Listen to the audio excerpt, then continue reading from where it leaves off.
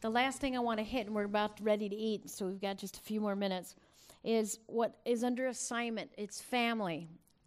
Forget about me, I love you. I want to give you an assignment till I return. I want you to begin to focus on humbly serving. Focus on giving each other glasses of fresh water. Look for reasons to say, it's okay, forget about me, I love you. And that means somebody banged into your car. You know what, you're forgiven, we'll work this out, forget about me, I love you. You want that mentality operating in you. That is the kingdom mentality. Does that mean you never get taken care of? No, your Father knows you have need of these things.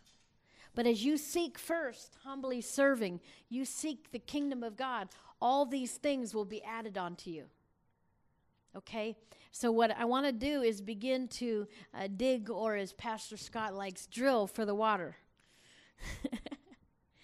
Okay? We want to begin to give God room to make a difference for us. Now, pay attention here. The first level of pride is pretty easy to get through. When you get to the level 2, it's very difficult. Level 2 is when you need somebody to help you. That's why that's really learned throughout years of walking with friends, walking in the kingdom alongside of people. The 2 disciples walking off together. They were learning things about each other, becoming intimate friends with each other. I've got a lot of friends that are baseball players. Guess the 2 on the team that get the closest of anybody in the team. Yeah. They have to outthink each other. They do the clues, but there is a dialogue that is going based on knowing each other. And in the pitchers, all of them, I know about 4 really well, all choose their catchers. And when one gets traded, it's horrendous because there becomes a marriage there in its own way. And so your point about you don't have to be married is really true. You can have another person in the kingdom. All my point on the marriage is that should be your first place if you're married, if possible. If you have a non-believer there, you're stuck. A non-believer is stuck with this. They cannot have this. They can receive water from you, but you get the pure water from God. So for those of us that are here this morning, have non-believing spouses, can you give us some direction? Yeah, that's exactly what we're going to do. That's right. That's where I'm going because he triggered that in me. I thought, stupid, I forgot. You're not Foolishness. Beat it out of the child. No. Okay. So just go ahead and drill. No. Okay. So yeah, thank you. If there's any truth about the digging, here you go, Scott. We can compromise. We'll dig through this layer, and then when this is the rock, you got to drill through. Okay. So if you are without a spouse that you can work this through, then what you want to do is begin to look for someone that you're very safe with, and then begin to teach them what you know of this. If they're in this room, it's even better. They've heard, but they've got the DVD, they've got the video of this. You can go learn it and grab somebody and say, could we learn this together, and would you be my buddy? And this is the way you want to set up, forget about me, I love you. You want to go fast and pray, and then ask God about the 3 lists. And get away with God and say, where do I perform? And allow him to really speak to you. Get away with God and create your list of, oops, I do this, I can't get free. And you're going to find these 3 are on 3 different levels, the don't do's.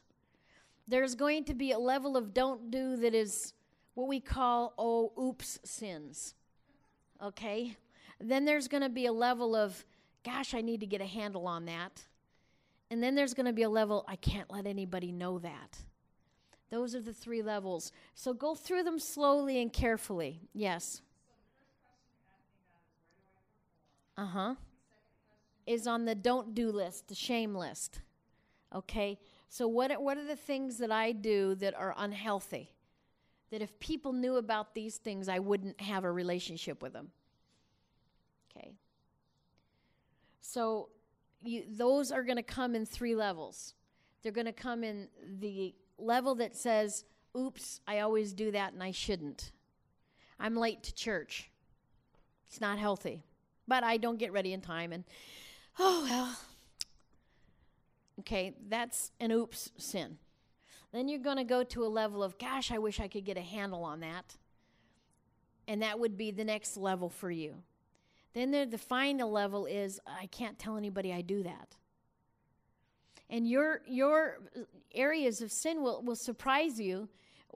Your priority list will be different than someone else's. It's absolutely astounding. A lot of people on the shame side, for example, their weight, that's I can't tell anybody. I want to say, well, like they don't know. But, for me, that's gosh, I wish I could get a handle on that. But it's not moved to a place in my heart when I pray with God of urgency.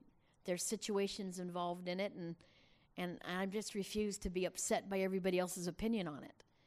But that doesn't change the fact it's a list of things that don't do's cause people to reject me. People do reject me because of my weight, by the way. I've had some churches that would want me to speak till they saw me, so we can't have you speak with the weight you are. Okay, that's your choice. You will get rejected. It is the truth. Somehow some people think your weight is attached to your brain, and I haven't gotten that one figured out exactly. I would have said I wouldn't have you speak because you were insane, but if the weight if the weight is the issue, let's go with it, But you will get rejected, so you want to build the list. Some people will be mad at you because you're late. And that's why it's a oops, like if you're late. Oh, I'm so sorry.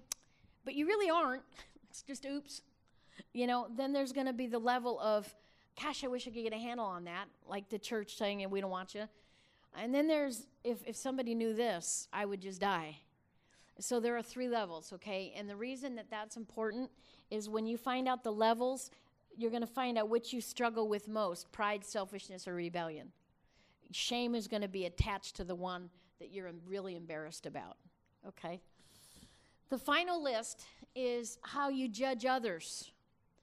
Everybody in this room sizes up people within a few minutes. And we have a list for them. They should address differently. They should behave this way. They shouldn't do that. They should do this. They shouldn't. I've got people in my life that have been furious that I didn't remain being a youth pastor because I'm good at it. Well, who are you to tell me what God's called me to do? And so we had a church split over it. People came into my husband and said, we need to talk to you. Bethy needs to lead the youth. And he said, well, I'm going to tell you what, she doesn't feel led to lead the youth. And I'm sorry, I'm not going to force my wife because I've had very successful youth groups. So they wanted me to be the youth pastor. But I very clearly heard the Lord say that season is done. And so I laid it down. I don't get value out of ministry, so that wasn't difficult for me to do. If God tomorrow said, I want you to stop doing all this and go home, I would be the first one on the plane grinning. I just don't get any value or excitement out of it. I love meeting you people, but I don't enjoy this. It just doesn't do it for me. So they couldn't understand how the success of the youth ministry wouldn't keep me. Well, that's all dirty water. And so they were mad because I wouldn't perform. So they rejected us. Do you see how that works? So there's ways that others have made decisions. Well, you're doing the same thing. You look at someone and say, they ought to do this. Or they should have done that. And how much of that